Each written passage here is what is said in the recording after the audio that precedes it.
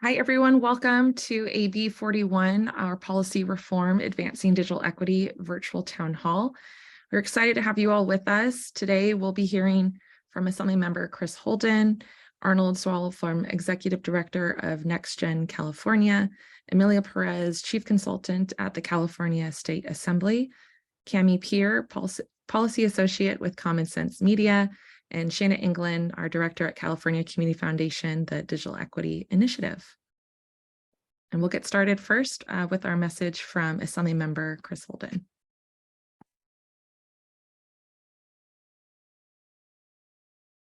Welcome to the AB 41 Policy Reform Advancing Digital Equity Virtual Town Hall. My name is Chris Holden, and I represent the 41st Assembly District. Today, you'll be hearing from industry experts and people that are passionate about bridging the digital divide.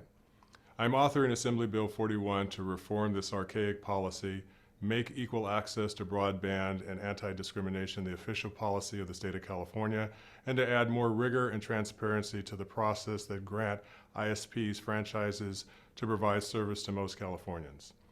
In 2006, California passed the Digital Infrastructure and Video Competition Act, also known as DIVCA, to address inequitable access to broadband services across the state and to generate increased competition in the broadband market to ensure better service and lower prices for California families. However, nearly 2 decades later, thousands of California households still lack access to video or broadband service. 19% of people in Los Angeles County are unconnected and underconnected, nearly 2 million people. Statewide, 15% of Californians are unconnected and underconnected. Nearly 9 in 10 California households have 2 or fewer choices of internet service providers, evidence of a concentrated and non-competitive market. Coupled with an ongoing pandemic, the impact of being unconnected continues to increase the already existing inequities amongst Californians. We need to be intentional about connecting the dots, from rural to urban, from parents working with their children from home to accessing telehealth and other necessary services virtually. Thank you to CAD, NextGen, California, California Community Foundation, and Common Sense Media. Together, we are one step closer to addressing barriers that hinder California's ability to access fast, reliable, and affordable internet.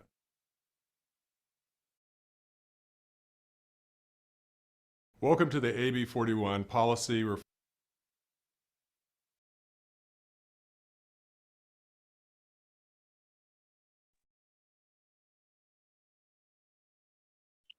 Hi, I'm Shana England. I'm the director of the Digital Equity Initiative at the California Community Foundation.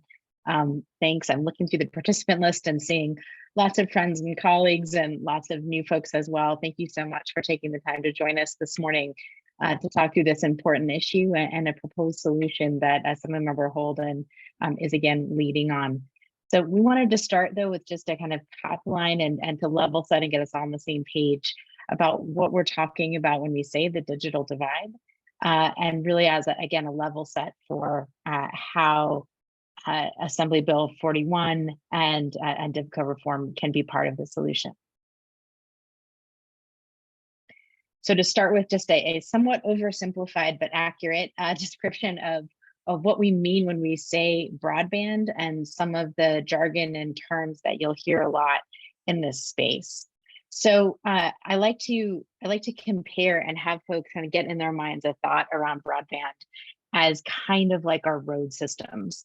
So we have sort of like interstate highways. So here in Los Angeles, think of the 5 or the 10, and that's the backbone long haul. That is the giant kind of data pipelines that go across the country and really around the world. And from kind of basic nodes, think about, again, here in LA, the 110, for example, the middle mile. And that's really sort of our regional connectivity system. So here in LA, many folks know the One Wilshire building in the downtown.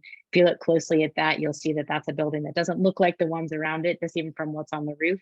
That whole building and a complex of buildings around it is that big blue dot in Los Angeles. And that is a hub. From where the middle mile connects to this big backbone long haul. And then from the middle mile, we get into our neighborhoods. So again, think about the roads in front of your house, the roads that come into your neighborhood and off of, say, the 110. And that is our last mile. So that is really what connects our homes, our businesses to this broader network. And that can be both wireless or it can be wireline, so actually connected through a wire to your house. And just a couple of quick other kind of terms of art from this map. There's kind of three different sorts of technology that are involved in all of this. So both the backbone and the middle mile are almost entirely what we call fiber optic technology.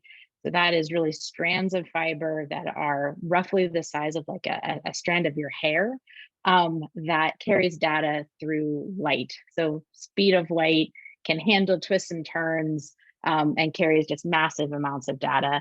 All of the backbone long haul is fiber, middle mile is mostly fiber. And then when you get to the last mile, a lot of us, and we're gonna get to this in a second, but most of us in LA County have either DSL, which is the old kind of phone lines, data that goes over phone lines.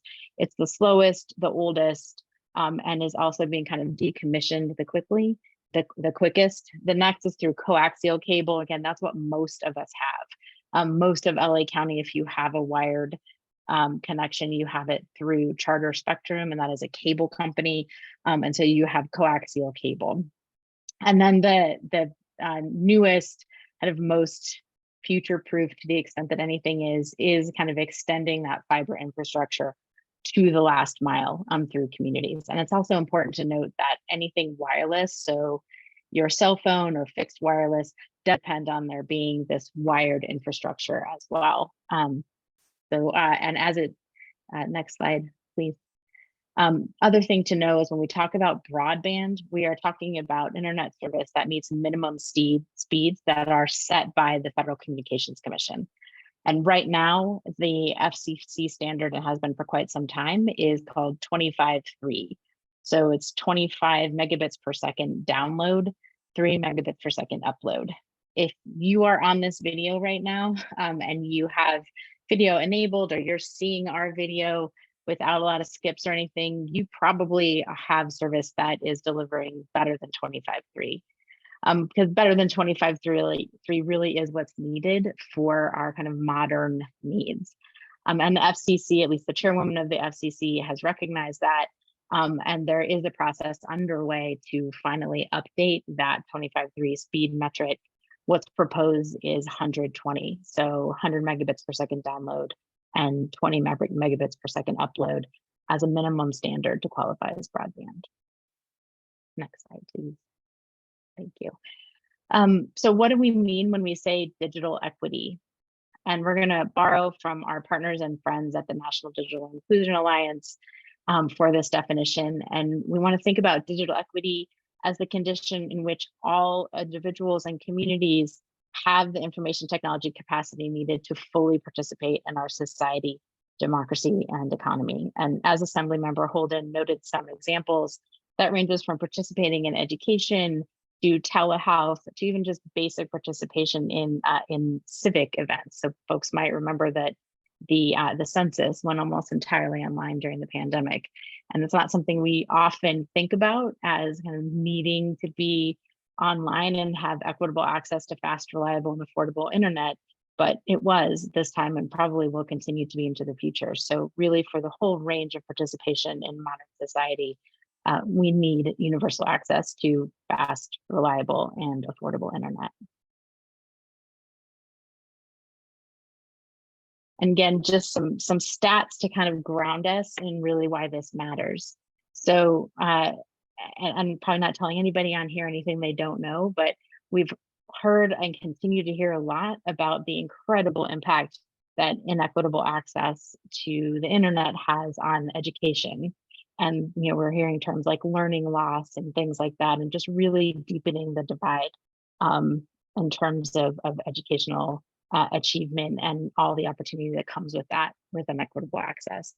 But other things I think we haven't really talked about as much and that really need to be considered are things like workforce development. So the recent studies have shown that there is nearly double the annual wage for occupations that are kind of high level digital, so that involve really being able to work online versus those that are not. And in healthcare, again, on telehealth, I think many of us who have access have probably used it, but so it kind of hides a little bit some of the real damage, and again, the exacerbating of inequity that happens when there isn't that equitable access. And finally, just one more example, housing. One thing we all might remember from these last few years is a lot of investment and effort to keep people in their homes through things like rent relief.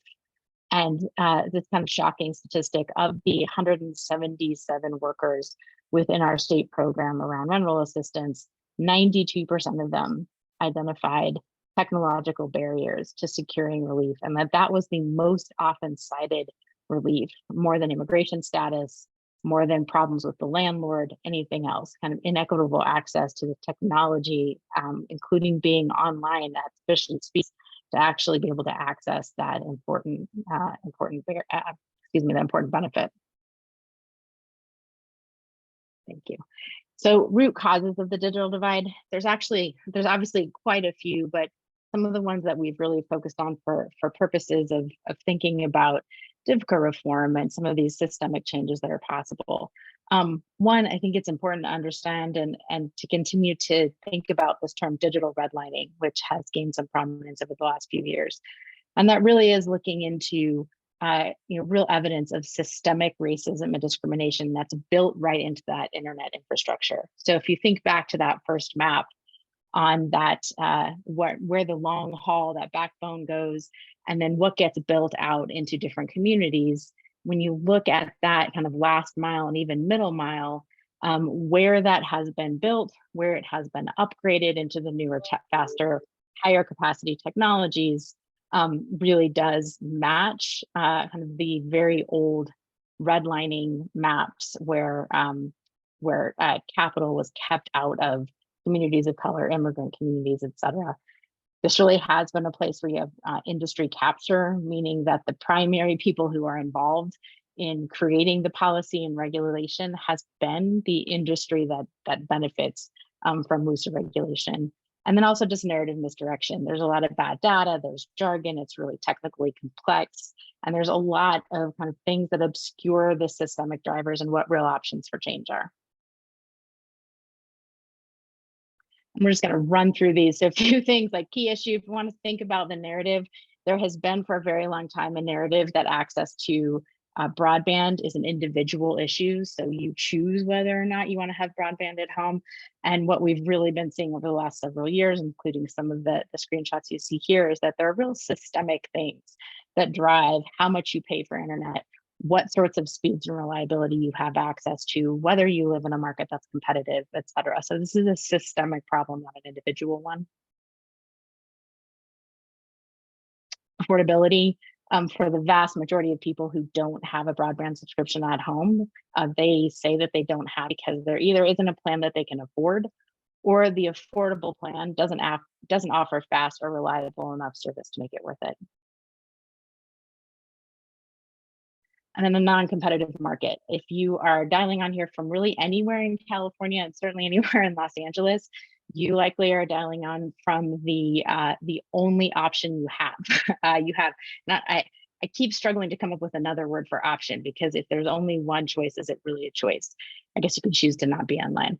But the 9 out of 10 California households have access to 2 or fewer choices of internet service providers, and that's actually true across the country. And this lack of competition has kind of predictable impacts on price, service, and what the recourse is for when those things are not as they should be. And so the result is broadly inequitable access to fast, reliable, and affordable internet across California. And the maps you're seeing here are that there are, really wide variations across cities and counties. And then when you really dig in, though, to the local level, there are really wide variations within cities, counties, and even down to the community level. And just quickly, Assembly District 41 at a glance. According to the California Public Utilities Commission, the CPUC, there are almost 5,300 households in Assembly District 41 that do not have access at that modern 120 speed. Across District 41, and these are statistics for the county as a whole. Charter Spectrum claims to serve just about 97% of California households. The next largest service provider is Frontier at 20% and AT&T at 15.2%. So you can see that you kind of combine those, and we really do have, by and large, a monopoly market. If you're lucky and you live in a few places, you might get to choose between Charter or Frontier, or Charter and AT&T. But in most of the county, your option is Charter, and that's it. And then that last kind of tiny little map just shows one example of within kind of Pasadena and Altadena. These two households are 3 miles apart, and there's a $30 per month difference in advertised price for the same service. And you see that all over the place. And again, that's just a very manifest example of what happens when you don't have options.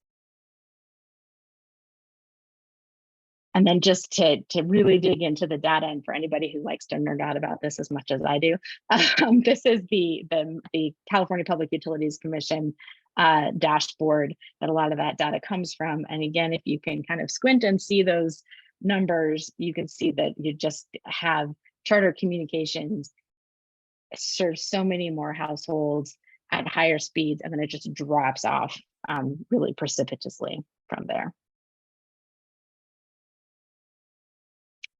So with that kind of baseline level setting, and I'm happy to answer questions at the end, I want to turn it over to my friend and colleague, Cami Peer from Common Sense Media. Cami, take it away. Thanks, Shayna. Hello and good morning, everybody. My name is Cami Peer, State Policy Associate at Common Sense Media. We are the nation's leading nonprofit dedicated to improving the lives of kids and families in the digital age, which is what we're talking about today. So we have long championed better connectivity, and we're grateful to be partnering with all the other organizations on this call, both panelists and audience members. So as Shayna so eloquently demonstrated, the digital divide is still driving inequality. Common Sense, along with arcade partners, are continuing leadership and closing the digital divide so that every family, regardless of zip code or background, can benefit from the opportunities technology has to offer. California has been making major waves, and that's what I'm here to start talking about, is some of our wins from last year. So in 2022, the state assembly came out with a package of broadband bills that address all barriers to universal broadband access. So think better maps, funding, devices to students, digital literacy training, all great things, all ways to address the sides of the digital divide. Of this package, we saw two really major wins. The first being Assembly Bill 2750, which defines how basically, I think, $4 million in federal funding will be used to help California create their digital equity plan. And then the second was Assembly Bill 2752, which holds internet service providers, or ISPs, accountable for providing more accurate and more granular data, and providing that to state agencies, so we know more exactly which Californians remain unconnected. We also saw Los Angeles County approve the expansion of a community wireless project. So Shayna and Digital Equity LA partners advocated at those county meetings to support the project, and the approved plan aims to deliver wireless broadband to the 365,000 low-income households in LA County that are currently not subscribed to broadband service. And that starts with a pilot project of 12,500 homes. So the vote also approved a new feasibility study into countywide municipal fiber network. So congratulations to everyone who worked on that. It's the first of its kind. And now I think I'll get into the policy landscape in the Capitol Hill and in California. So this is the year where advocates have a chance to influence the way billions of dollars are going to be spent on broadband. So really exciting. No pressure. We're going to see a lot of movement in state policy making, which makes what we're doing so much more important. So 2023 is the year when all this planning funding is coming from the Infrastructure Investment and Jobs Act, and it's all getting funneled to the states. So at the top of the timeline, you can see the progress of federal funding programs, including a really important program, the Affordable Connectivity Program, ACP. That's a $30 discount off of household internet for low-income households or households that are enrolled in government programs like SNAP or CalFresh, Medi-Cal, things like that. In December of last year, California received nearly $9 million in federal grants to advance broadband for all, and that was from the bipartisan infrastructure law. So this is money that will be spent on data gathering, identifying barriers to broadband access, community engagement, all the initial planning things that go into this process before the money gets spent on implementation. So this federal investment is in addition to another great win we had in California, which was the historic $6.5 billion budget that Governor Newsom approved to expand broadband access, affordability, adoption, digital literacy, all the things I've mentioned before. And then just last week, even in a tough budget year, Governor Newsom committed to maintaining that $6.5 billion. So we're really excited that we didn't see cuts, and we'll see that money be distributed to counties in the next 2 years or so. It's a little longer timeline. And then another federal act I'll highlight is the COVES Act, Computers for Veterans and Students Act. That's just exactly what it sounds like, getting more devices available to those that need it most, veterans and students. And then at the FCC, we also came out with a nationwide map detailing broadband service speeds and access. So states are working on making these more accurate. The funding I just mentioned will be allocated based on the highest need areas in those maps. So that could be a whole other webinar we could dedicate to that process. So after all that, we've made tremendous progress in allocating funding and resources to the states. We still have too many Californians needlessly unconnected. So that's where our advocacy together can really make a big difference. So I'll pass it to Emilio to talk about current law in a bit more detail.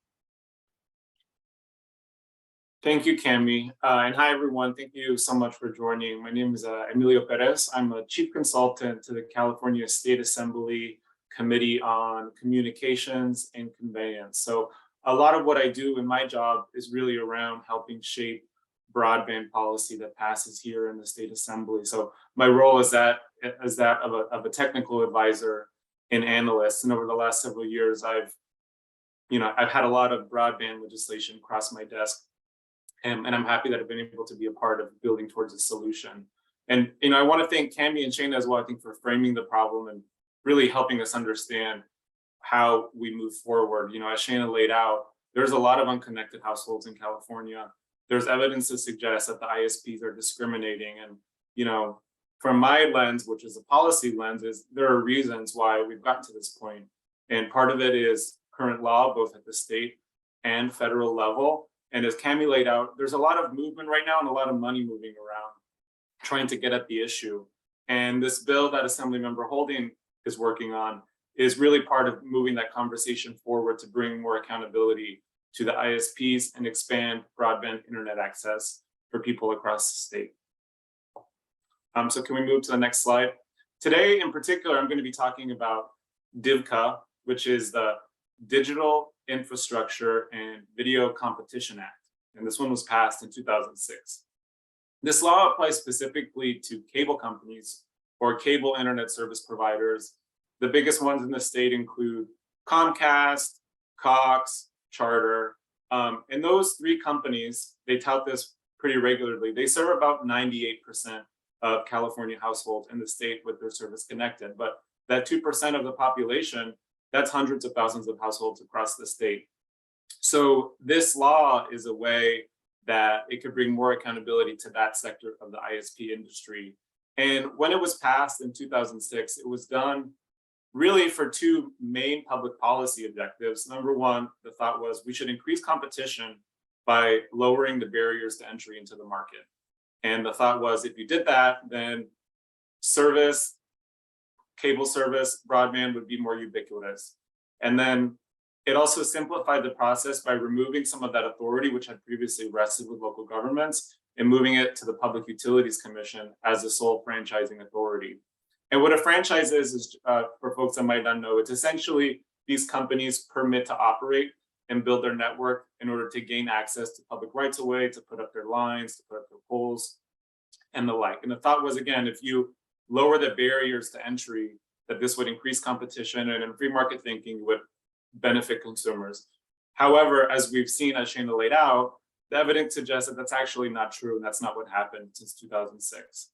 So before I go any further, actually, in talking about DIFCA, I also want to frame this conversation in terms of what's happening at the federal level. So the state law DIFCA, which again governs cable companies, is the basis of that law comes from the Cable Communications Policy Act of 1984, which grants the states the authority to license this type of product, as well as the Federal Communications Act of 1996, which further deregulated the telecommunications industry and legacy telephone providers like AT&T and Frontier. So the tools, because of these laws that exist at the federal level, which really constrain even what the state can do, the state has a limited number of tools we can use to exercise jurisdiction or set customer service standards for these sorts of companies. But the interesting part is the Cable Communications Act, although it is limited in what it allows states to do, it does give states clear authority to do the franchising and set customer service standards. So this bill, AB 41, is trying to work within that framework of laws, understanding that there's federal preemption on certain things, but there's still enough of a lane, if you will, for the state government to regulate this industry in order to reach the objectives, which I think everybody agrees we should do, which is increase service to unserved communities.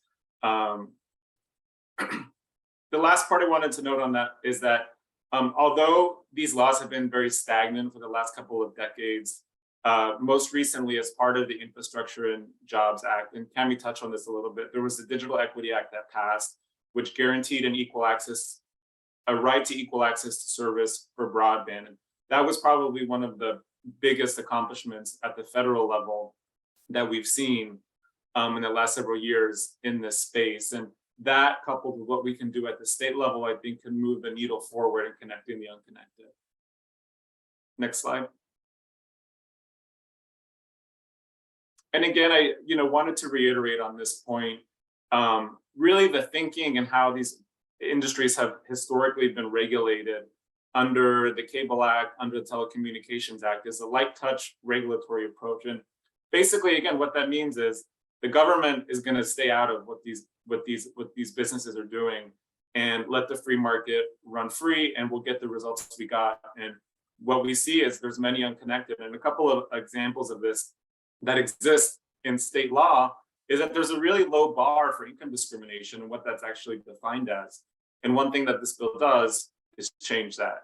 The renewals process, these companies have to come before the PUC every 10 years, and the renewals process is nearly automatic. I believe it's 44 days that the Public Utilities Commission has to review their applications and make a determination about whether or not they're approved to continue to offer service, which 44 days is not nearly enough time considering that these are multi-billion-dollar companies with millions of customers across the state.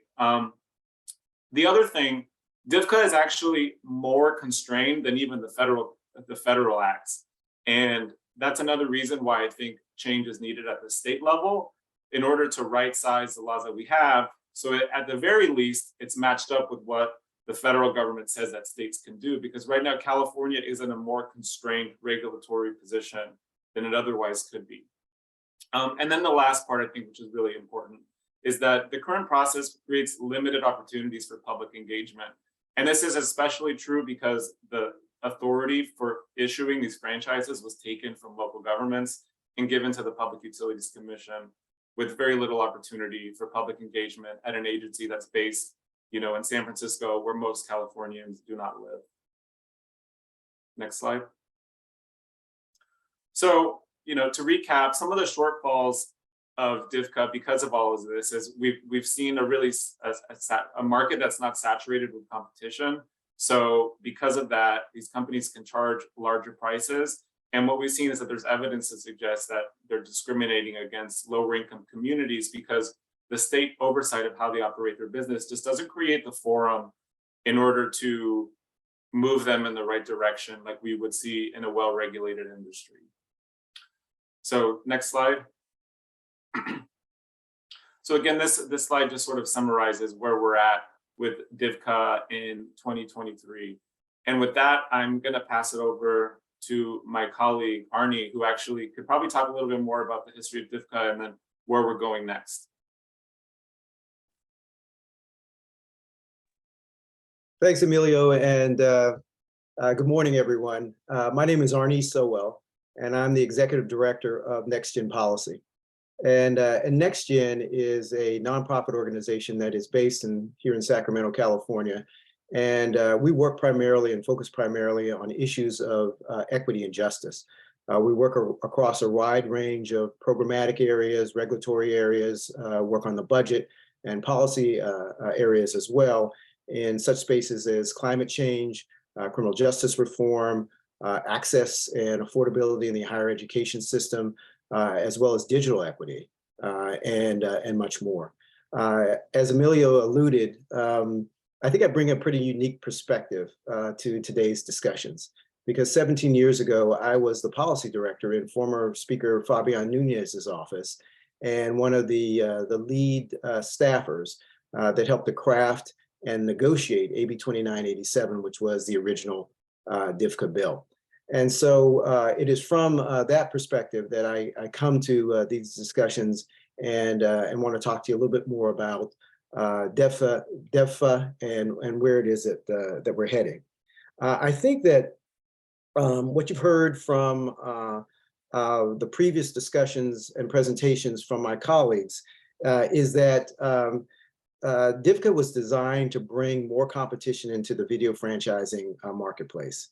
And so doing, it was supposed to help close the digital divide, in particular, bring about greater equitable and reliable access to digital services, as well as improving price affordability in the marketplace through sort of the centralization of the franchising process. What you've also heard and learned from the previous sort of presentations and discussions of my colleagues is that the intended purposes of DIVCA have not been realized. Millions of Californians still lack access to high-speed quality internet service. The governor's had to allocate upwards of $6.5 billion to build out a middle and last mile infrastructure. And there are alarming price inequities that exist in the cost of internet services from neighborhood to neighborhood.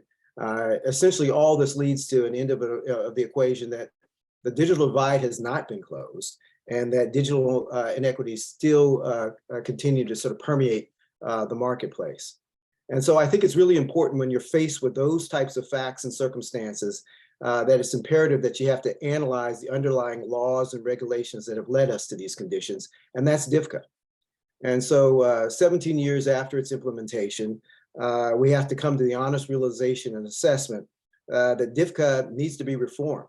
It needs to be updated, and it has not lived up to its intended purposes. And so as the executive director of NextGen Policy and one of the original architects of DIVCA, I'm a pretty ardent supporter of, and my colleagues at NextGen Policy are very ardent supporters of and advocates for DEFA. And let me tell you a little bit more about what DEFCA is and its solution. DEFA, and you try to say that 10 times super fast, is the Digital Equity and Video Franchising Act of 2023. Obviously, Mr. Holden is carrying the bill, and there are a lot of very strong co-sponsors. You've heard from the California Community Foundation, Common Cause, Common Sense Media, NextGen California, and others. And what DEFCA proposes to do is modernize the renewal process for cable franchising, which will strengthen equal access and oversight.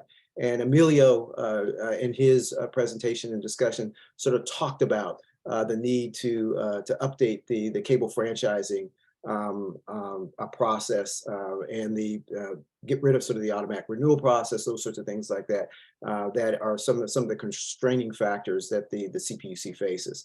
DEFA also will establish anti-discrimination provisions in an effort to increase equitable broadband access, quality, and pricing. And clearly, from what you've heard from Emilio and also from Shana, is that clear inequities persist in sort of access, quality of service, as well as pricing in the current marketplace. Next slide, please. DEFA, some of its key provisions, we talked about the franchise renewal process and the need to sort of open up that process to more public participation, public input, and public scrutiny. DEFA will do that. As Emilio talked about earlier, it gets rid of that 45-day shot clock, and sort of it's going to prevent folks from fully participating and automatic renewals from occurring. And so that's an extremely sort of important provision. And it also requires equal access to service and sort of strengthens the anti-income discrimination statutes. Next slide, please. I think it's really important to make note of the fact that DEFA will also potentially require franchise holders to do more build out and upgrade their services to low-income areas. This is an exceedingly sort of important provision of this law because of all the disparate sort of circumstances that regions and neighborhoods, whether they're low-income, tribal, rural, find themselves when faced with trying to access broadband connectivity. And so the need for build out is imperative, and it's one of the reasons why the governor set aside as much money as he did to build out a middle and last mile infrastructure. It also balances the need for an efficient renewal process with improved regulatory oversight, and as we talked about, increases opportunity for public engagement. Next slide, please.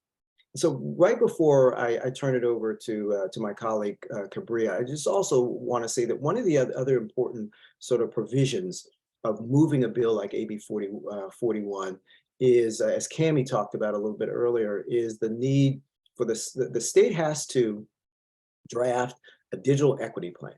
And this is a plan that will unlock billions of dollars of federal dollars for digital equity and broadband, sort of build out of connectivity, devices, you name it, across the digital sort of spectrum here in California. And so by passing this law, I think it is a really sort of an important sort of adjunct and component to that digital equity sort of plan that the state would put forward. And I think it will allow us to access even more in the way of federal dollars. And so I think it's just an important provision that we move forward with our advocacy and support of AB 41. And so with that, I'd like to turn the slides, the rest of the presentation over to Cabria Payden, one of our colleagues here, and who's a legislative staffer in Assemblyman Holden's office and working on AB 41. Cabria? Hi, good morning, everyone, and thank you, Arnie.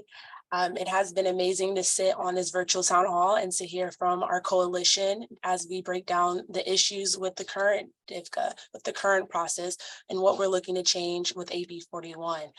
So currently, as you all know, Californians have extremely limited options for high-speed broadband internet.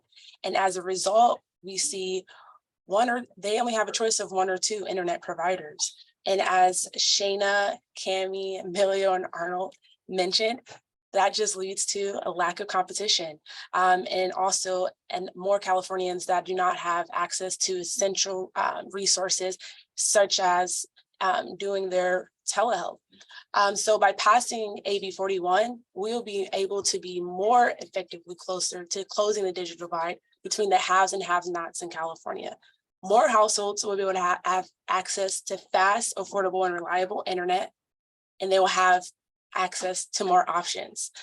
So as we are working to ensure Californians can attend their telehealth appointments, to see their doctors or therapists, to ensure that students have reliable data to attend class and complete their homework, we are also looking at different ways to ensure that people are having adequate access to use broadband. And I'm very grateful for this opportunity to sit on this virtual town hall. And at this moment, we're going to transition to questions. And I'm going to pass it to my colleague and friend, Stephanie, who is the comms director in our office. Thank you. Hi, everyone. Thank you so much for staying on our call and joining us this morning. We have a few questions that have come in, and I will direct them to our panelists. Thank you so much for participating. First, what does cable franchising have to do with internet connections? And I believe maybe Emilio can share on this. Yeah, I'd be happy to take this question. So that's a really good question, and I think it gets at the heart of sort of what this bill is trying to do. So what cable franchising has to do with broadband and internet is the fact that the cable companies, whose legacy product had been video programming, right? What we all remember from the 90s, these companies are now among the largest internet service providers in the state, who provide service to about 98% of households. So they have infrastructure connecting 98% of households in the state. And over that infrastructure, right, which is a cable wire that connects to a house, they're providing broadband service. So by regulating and leveraging the state's regulatory authority over these companies to provide video service and increasing the oversight of those companies, by extension, you get benefits to broadband connectivity because their infrastructure is providing both cable video programming as well as broadband. And that's sort of the state's in to be able to regulate these types of companies in an environment where unfortunately there is arguably some federal preemption over direct regulation of broadband. Thank you. The next question is, AB 41 and DFCA address broadband service delivered by cable providers. Will the changes include new rules for broadband service delivered by companies that are not cable providers?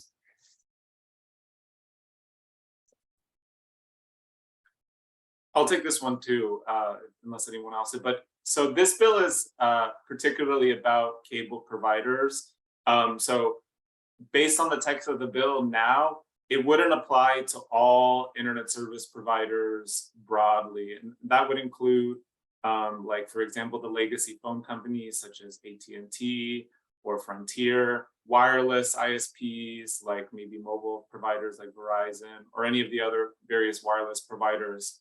So, you know, in some regards, this bill is not the complete solution because it's not all about broadband. However, to the extent that there's a lot going on in this space, it is a key part of bringing forward a really large chunk of the market in increasing the amount of, increasing the anti-discrimination requirements and the regulation of those industries. Thank you. The next question comes from Sean Granger. He says, as I try to help communities get broadband, I have been told by service providers it would just cost too much. How do we incentivize providers to move into neighborhoods that they feel won't make any fiscal sense? Yeah, and I can maybe start to answer this, and if anyone wants to jump in, feel free. So some general broadband deployment incentives are things like state, tribal, local governments, pretty much all stakeholders working together to facilitate broadband deployment. It takes the burden off of ISPs a little bit to kind of incentivize them to get into the areas that need it most. So I know in San Jose, for example, they had small cell agreements in which, you know, they would invest in their city's digital inclusion fund.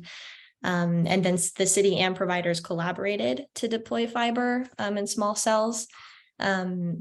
Other things like tax incentives and including, you know, job creation tax credits can kind of result in increased broadband deployment in low-income communities.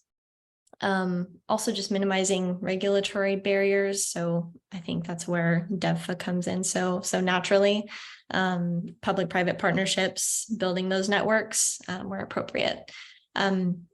This is a question that I'd love to talk offline about too. So those are just some general ideas, and Sean, happy to connect after this.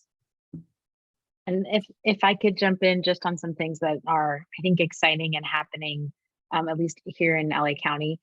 So one is that there's certainly a path, and I think Cammie just outlined several really interesting and kind of innovative options around incentivizing existing ISPs to do better. But I think also that it's helpful to keep in mind that these companies are some of the most profitable national companies ever, anywhere, and continue to be. According to what they report to the Securities and Exchange Commission, which there are legal penalties if they lie. So I think we can trust that data. These companies regularly report 30% plus profit margins on their broadband deployment. So, in thinking about how to incentivize making that better for them, I think that's going to be a hard sell, kind of big picture on any sort of systemic or scalable way. So I think one of the things to think about is what are alternatives to legacy and incumbent providers, and trying to convince them to do the right thing. And this is where, again, I think there's some really interesting things happening. The City of LA Bureau of Street Lighting is looking at using their existing infrastructure, rights of way, and other things to establish a fiber open access middle mile that local and community ISPs and non-standard ISPs can tap into to provide kind of more local community driven service. There are with the local agency technical assistance grants, which were it's $50 million as part of that $6.5 billion we've been talking about. That was essentially planning grants to local agencies, cities, municipalities, joint powers authorities, things like that, to really look into what kinds of things they can do. And there is work, there were grants awarded across LA County for that, and communities and localities across the county are doing that work that you can plug into. So I think the real answer to that is might be less in kind of incentivizing the traditional ISPs, who again are kind of how we got here, rather than trying to incentivize them to do something different or spending public money kind of to make them more profitable, I guess.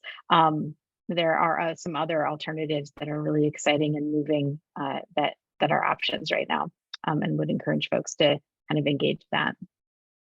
If I could just sort of I would just like to just really reinforce what Shana just said, and that is through the California Department of Technology, with the $6.5 billion that's out there, that's been allocated for the middle and the last mile infrastructure build out. It really is about trying to provide more innovative solutions, more community-based solutions to that delivery system. And so I just couldn't emphasize enough and amplify enough what Shana just said about the need to look towards solutions that may be community generated, and the funding that may be available, and technical assistance that may be available in order to try to make that a reality.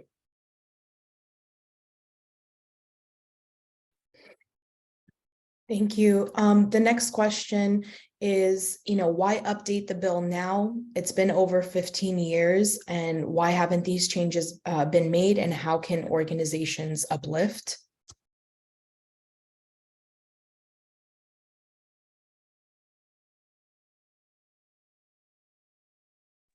I guess maybe I'll start as the guy that was involved in sort of the original drafting of this bill. It takes time. It takes time to really sort of assess where you are in the implementation process. And I think in some respects, there's no better time than the present. Yeah, it's been almost 17 years, but it's been 17 years that has really sort of allowed us to really understand where the system has failed, where there are gaps, the fact that prices continue to spike, and there are inequities in the pricing, the lack of sort of public participation in the franchising sort of renewal in the franchising process, as well as to understand, where all the sort of the gaps are as it relates to sort of digital redlining and sort of the build out of broadband networks. And so, yeah, it's been that amount of time, but I think that we have a really, really sort of a solid case to sort of prosecute as to why it is that we need to reform and update this this policy. And the solution is definitely. And if I could add a little more to that too, in my position here in the legislature, I see all these broadband bills and they cross my desk. And I think really it was the pandemic that was the impetus for looking a lot of this. And across, let's say the telecommunications industry widely, we're in a really dynamic period where I think policymakers, the public, and are really, I think, catching on to the problems that exist. I think the advocates and the communities have always known where the problems exist. And, I wasn't around in 2006, but I imagine even then there was some opposition to this bill raising the same concerns. But, sometimes the politics blow where they do for whatever reason. And now we're in a position now where we can look back and say, you know what, maybe what we thought was the right choice in 2006, which was a very different time where broadband was not as ubiquitous as it is now, right? Because again, this was about cable TV. Now we're in a position where people's needs have changed. People need to be more online now than they ever were. And there's a realization now that there's an opportunity through leveraging cable franchising law to be able to get the outcomes that we want. And unfortunately, it's just taken that long, I think, for, the powers that be, policymakers, elected officials, and the like, to get to a point where there's enough of a political will to try and do something big here. Because the other elephant in the room, if you will, is also that the industry fights very hard and lobbies very heavily to preserve the current system that they have. So regardless of the political will there exists to change something, there's going to be just as strong of a political force on the other side, touting why the status quo actually does work and actually does reach, the same objectives maybe that we all want. And they'll tout, well, competition increases connectivity, even if the evidence suggests otherwise. And I think that underscores the point of having a strong coalition behind these types of bills, because they don't happen on their own. And when they do happen, it's because of a strong showing of support across the state, people talking to their elected officials and whatnot, to lobby them both at the local level, but also here in Sacramento. And I know a lot of the folks are on the call from LA, and I think that's great, because this is something that folks need to know about across the state. Thank you. We have our final question, one of our final questions from Allison. She states, until these necessary important regulations and changes happen, how would you recommend organizations who offer vital telehealth and informational services through online tools reach the red line communities that were mentioned? And Cami, would you mind taking this question? The learning experiences Common Sense had in this area last year. So we piloted an ACP, or Affordable Connectivity Program, awareness campaign last year, locally in the Phoenix area in Arizona. Yes, we had a website for folks to get information and be able to actually apply online, but the most effective outreach we had was through local events, held at schools, held at community centers, a phone bank. And that phone number was, plastered on receipts in grocery stores, on, billboards, at bus stops, places where those households would find that information most accessible. I know that's more of an obvious answer, but it really made it so clear last year when we piloted this project, and that's going to be our focus for future awareness campaigns like that.